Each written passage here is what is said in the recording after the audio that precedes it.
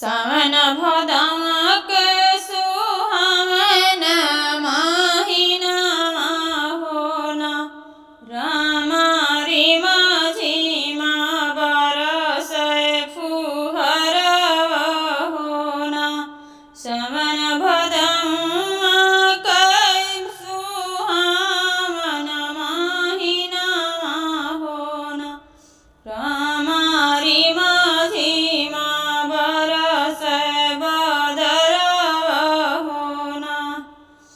अपने ससुराव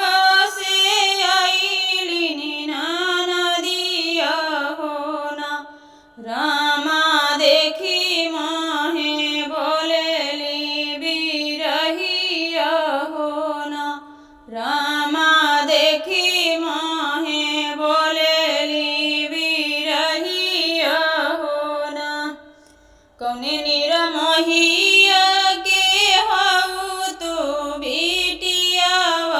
होना रामा कब होना जलिउ नाई हरमा होना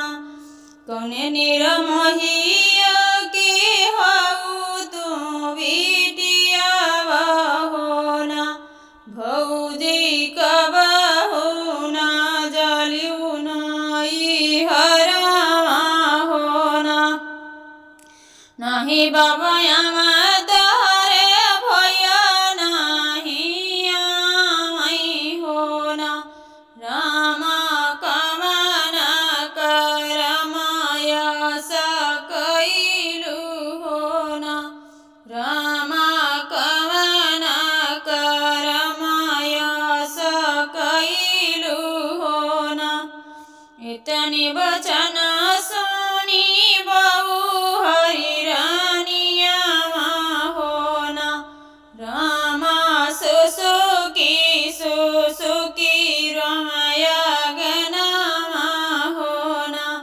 रामा सुसुकी रमया गनमा होना इतनी वचन सुनी बहु हरिरानिया होना रामा सुसुकी रमया गनमा होना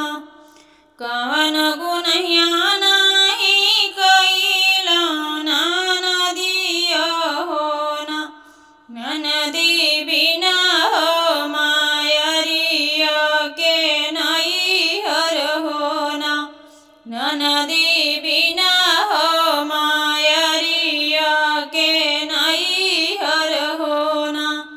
कवन गुनहिया नहीं कैला मोरी नदिया होना नदी बिना हो मायरिया के नैहर होना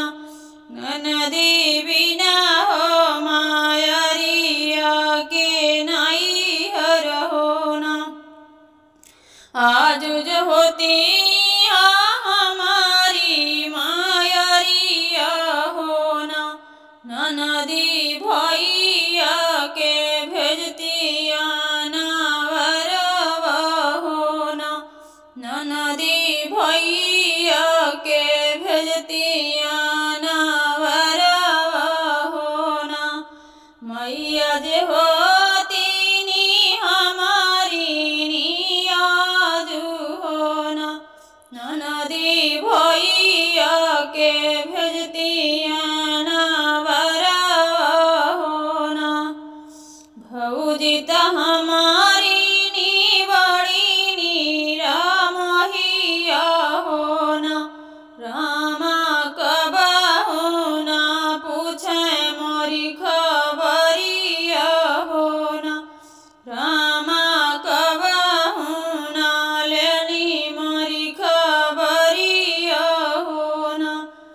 भौजी त हमारी नी बड़ी निरामोहिया होना रामा कब होना लेली मोरी खबरिया होना मैया जे हमारी होती बधती गठरिया होना